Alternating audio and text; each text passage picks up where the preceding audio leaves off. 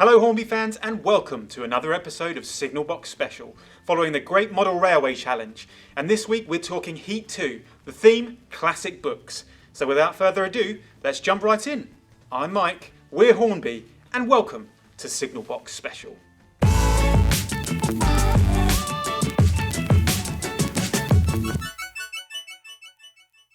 This week's theme was a tough but achievable one, especially compared to last week. We had lots of detailed modelling on display, from the beautiful viaduct to the scratch-built tripods, and the Thunder Child. Scarborough Flyers with their camel charge and their remarkable mirage. Team Phoenix had some difficulties with the river, but they persevered, they cracked on, and they ended up with a great feature. There was lots of creativity on display, and with a theme like classic books, well, they could have had anything from Harry Potter to the Railway Children. Lots of working features as well. Particularly the camel charge, which showed off a great feat of engineering, the mirage, which featured the judges and also the presenters, and of course the dead body flying out of the mail carriage. But with all these positives, there is always some difficulties, and difficulties there were. There were plenty of running difficulties. This is primarily a model railway challenge, and the key to that is running your trains. Each team had their own running difficulties throughout the episode, but in particular the Scarborough Flyers when they showed off their final layout.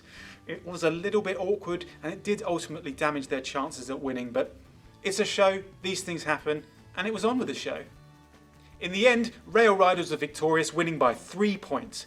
Having led early on, they continued with a fairly dominant performance despite a late charge from Team Phoenix. We got the chance to sit down with Jenny Kirk and Les Cliff from Rail Riders to get their take on the episode. Well, I'm Les Cliff. I was selected as team leader of Rail Riders, but Jenny Kirk was the lady in question who organised all of the team members, so she can tell you more about that. And that's basically me at the moment. And how did you... So essentially I'm the common link between everybody in the team. I know everybody. So I think I'm probably the hub, and everybody else is like the spokes, and we all come together to make this team. So had you worked together before, together as a team, or was it a new thing for you? Some of us, there was myself, Les, and Simon A.C. Martin. The three of us, we were on Another TV programme together, which was Biggest Little Railway. Yep. So we knew each other through that. And then the other people in the team, Brian, Stefan and Melanie, they're people that I know through both work and hobby work. So Stefan Nielsen, he's the editor for a magazine in Sweden that I do a lot of writing for. All right. Brian is just a long-time friend, and Melanie as well. I've known her for probably about 15 years. All right.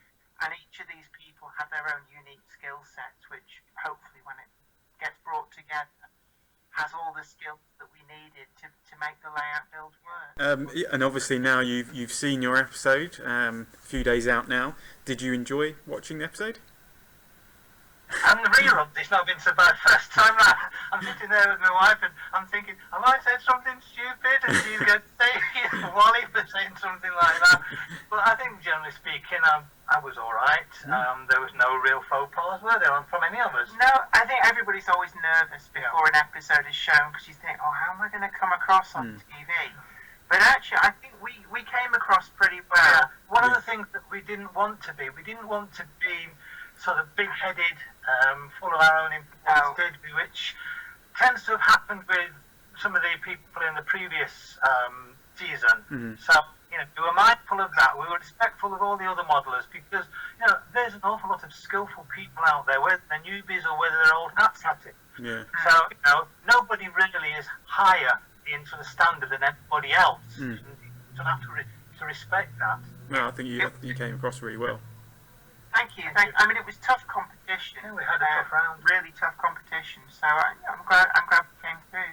And talking of competition and the theme in particular for the episode, were you pleased with that theme? Because I thought it was a really interesting theme. Yeah. I blame this lady for the theme. Yeah, I was the one who put that forward. After we right. formed the team, we had a meeting where we had the overarching theme of classic books. And so we were all trying to think, well, what can we do for that? And I brought along the Jeff Wayne musical version of War of the Worlds, because it's got this fabulous artwork in.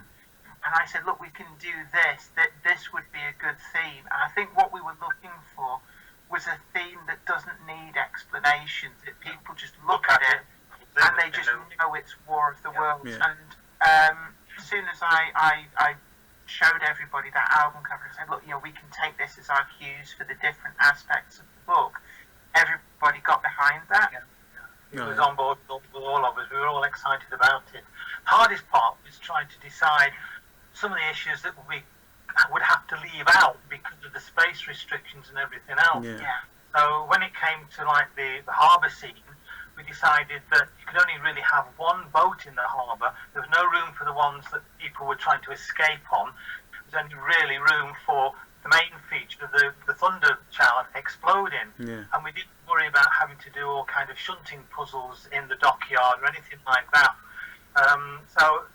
Restricting some of the animations that we wanted to do was a little bit awkward. I think as well, you've also got to bear in mind that you're very much against the clock. Yeah. So at all stages of planning and the build, in the back of your mind is thinking, there's no point in being a hero, taking on something you just cannot finish within that time limit. So you've got to keep it deliverable. Yeah. Well, the key things, and this is again down to Jenny, was that when we were creating what we were allowed to create before to Forley, the pre-build and what we were allowed to plan on the layout, was to make sure that we concentrated on the difficult parts. So all the main track structures that we could put down that required points and the electrics and everything else, those were done on the two boards that were allowed to be done, which meant that the third board was very, very simple. And as it shows in the film, got trains running very, very quickly. Yeah. One of the things we were told at the time was we were the fastest team of all of the heats from the previous season as well. Oh, wow. Had trains running within half an hour or something. Well, we actually did it within the first hour. It says in the first few hours when you watch the program, but it was actually within the hour. And I can remember we started running these trains, and the film crew were like, "Whoa, what is going on? We need to film this." We had to back up a few times. Yeah, because I think you saw with some teams, it's very easy to get very engrossed in building the scenery and actually neglect the fundamentals that your trains have to run. So we made sure that within the first hour, we knew that the trains would run reliably. The track laying seemed like a bit of a theme throughout that episode, and getting the trains running and things. And some of the teams did have some difficulties with their track. Do you have any tips for laying the track? I think it's one of the lines I actually was heard saying in the TV program, measure twice, cut once. A lot of it is about just making sure that you're methodical, looking at eye level along your track, especially when you're laying curves, and looking for anywhere where it may have kinked, because that's where you're going to have a problem. And then also with the test train, it didn't actually show the original test train that we used, but pick something that's like your least reliable locomotive and use that as your test locomotive, because if that will go round, then you know that everything else will. Just picking up on one point that Steve Flint was saying when they were talking about our build quality or functionality, and he used this word, if you look closely, there's some icky bits around the viaduct. Well, the icky bits, we knew about the icky bits, the bits at either end of the viaduct, they weren't important because the train that was on there, the one icky bit underneath the tripod on the right-hand side, the train started from there, had to go over, and a little bit on the other side. Even if it had derailed, that could have been part of the animation because the whole train had gone up in flames. So, all right, let it go, it's gone. It's gone. Don't dwell on it. You mentioned earlier that you were getting a bit of a reputation for being a speedy modeller, Jenny. You said it's always about quality, though. How do you think you develop the skill of being able to keep quality while having that speed? And have you got any advice for anyone? I think confidence is always the key. The more confident you are in what you're doing, then you can do things quicker. I've been doing railway modelling now for probably about 20 years. And over that time, you build up the confidence that lets you just throw materials at things. And, sometimes as well, experimentation is good. because there's no one true way to make anything and get a great result. So quite often, straying off the beaten path and trying something new will actually give you a good result. And I think in having that confidence, you can try that and know that actually it doesn't matter what happens, you can fix it. Yeah. As I think as well with the competition, we had access to a lot of really good different materials, which helps as well, because you can then mix and match so many different materials from different manufacturers, and the end result is pretty good. But I think as well, I'm very impatient. And well, no, impatience plus confidence does give very good speed modelling. I just want to get to that point where the model's finished. So you were joint on creativity round. Were you happy with those scores? Yeah, I mean, one of the things I think is probably not clear when you watch the programme is that all of the teams, we were very much in the dark in what our scores were. We learnt our scores when we watched that episode because they wouldn't tell us. And in some respects, it felt like the scoring came from QI because there was numbers, but they could have meant anything. Yeah. So it's actually interesting for us to see what the judges were saying about it. Oh, right. Oh wow, I didn't know that. I just assumed they'd let you know at the end of each round. But wow. I mean, we were told actually at the end that we'd won by 1 point, but then when we watched the programme, I think we won by 3. So I don't think we included the scratch build challenge in the points when they told us we won by 1. And so a little bit confusing.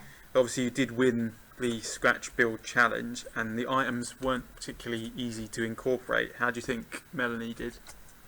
Fantastic. I think she did really, really well. Melanie really very much has an eye for the imagination of what you can do with things. And I remember talking to her afterwards, and she said one of the things that she felt helped her was when they you saw this dramatic, they just throw the objects at them.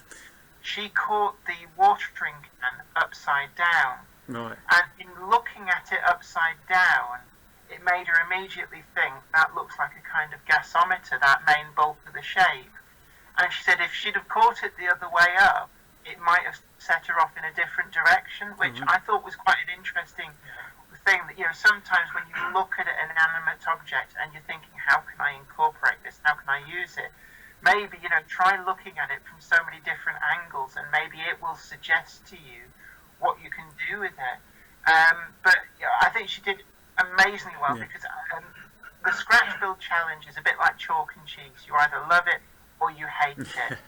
And I can see why they've got it in, because it's fun for people watching at home who aren't necessarily into railway modelling as a primary hobby, but it also it challenges people to try to do techniques think outside the box on it. Yeah, which you might otherwise go the path of least resistance and build a model. So I personally think it's a good part of the show. Other people might disagree with me. Maybe scratch build is the wrong terminology for the actual part, because the real railway modelers would say, well, scratch build is sort of creating something with your plastic card and or whatever other gizmos to make a model of a building or a train or whatever, and it's all built. This is inanimate objects that are given to you, and you've got to adapt them. So I think the scratch build terminology is probably inaccurate for the competition, but it's a good thing to have in it. Maybe call it the incorporation challenge. So for me, I particularly liked the flaming cow that was added in from Mars Attacks. Everybody's eye is always drawn to them. And would you believe me if I said that was made?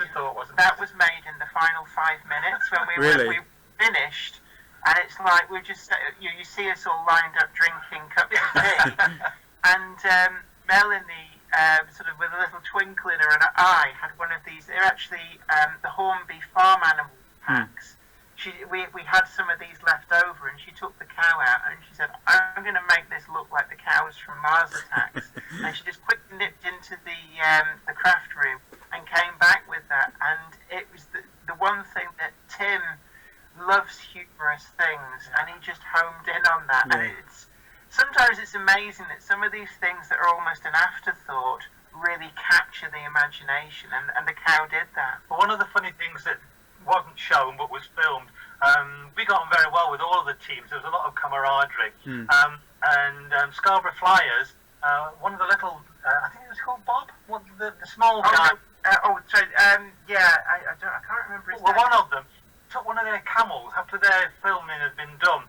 I didn't know about it. I think Jenny was in on it. I was in on it. And they plonked a camel high up above the viaduct at the back there.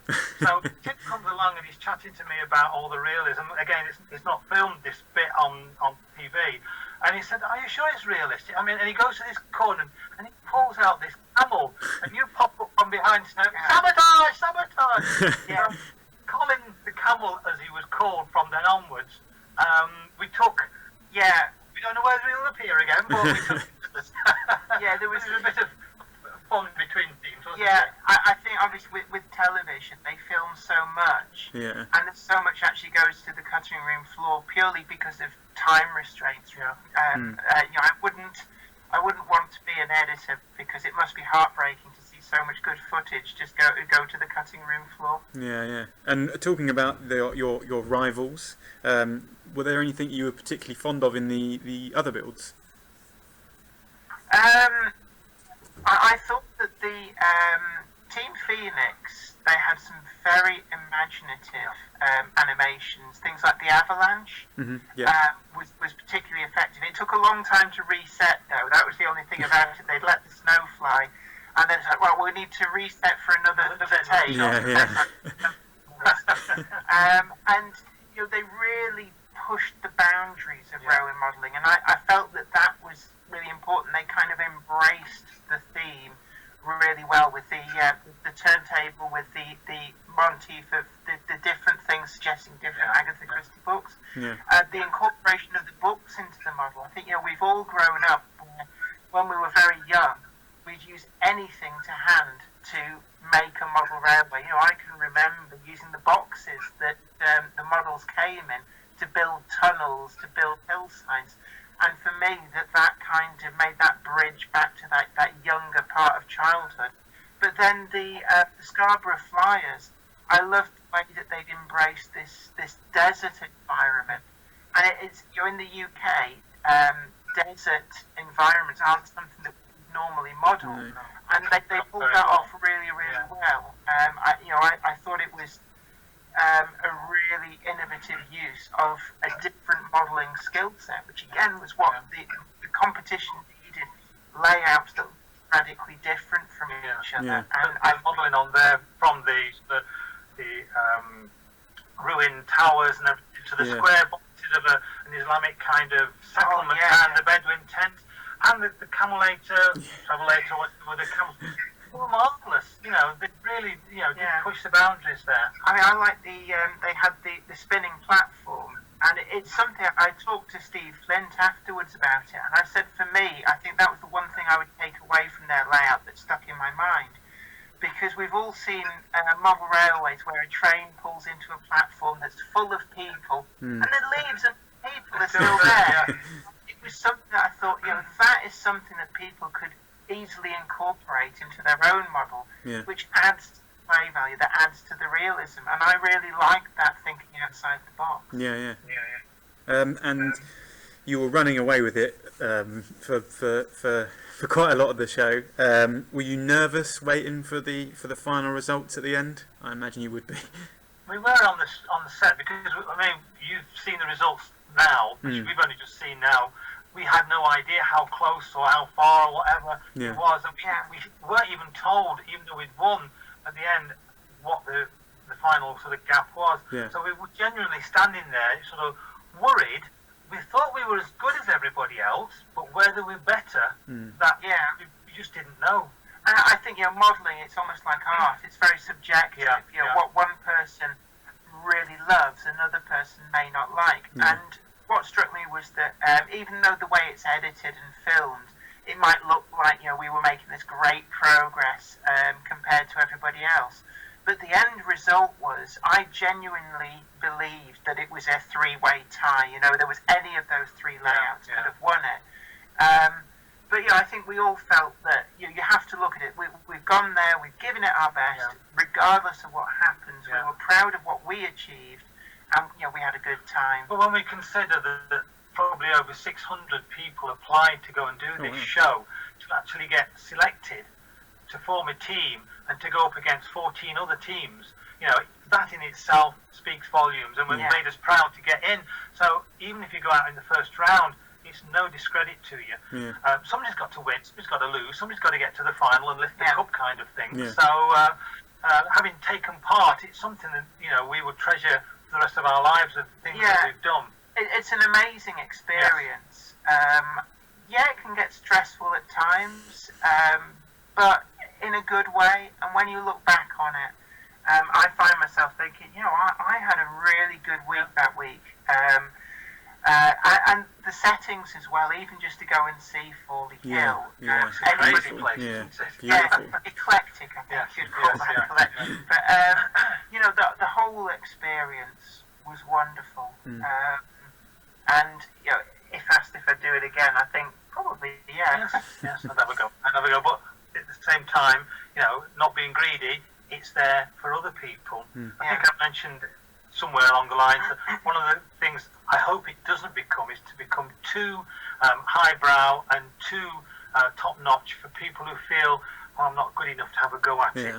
That would be wrong for the programme to go that way. It needs to still appeal to the real basic amateur, and even the very young ones. I mean, some of the guys, or some of the people that we've met there, had sort of minders with them because they were below sort of kind of adult age, as it were. And that, again, is something that's great to bring in, children, kids of sort of 12, 13, 14. Yeah, it's great to see the younger generation coming into the hobby. Get them off their computers and get them into practical skills. Well, thank you for sharing your stories and for joining us on Signal Box. Congratulations on winning Heat 2 and going to the semi-finals. Congratulations to you and the rest of the team. So thank you to Jenny and Les for talking to us here on Signal Box. And the things that stood out for me from that interview were, well, the simplicity of Rail Rider's layout. The judges seemed to want something that was, a bit more of a wow factor. But I think the fact that everything ran and everything worked as it should have done was a real testament to them focusing on quality rather than going for that big pizzazz. And personally, I think the lasers were pretty fantastic. We also had the Camelator. Thanks for that one, Les. That was a high point for me. The engineering that went into it and how it looks in the end was great, and it shows just what you can do with your layout. And then finally, the high standard of building. Jenny and Les talked about how, from their point of view, it seemed like anyone could win. But as an audience, they had a fairly dominant run throughout the episode. But I guess that's part of the competition, right? So we got some comments from the previous episodes on Facebook, YouTube, Instagram.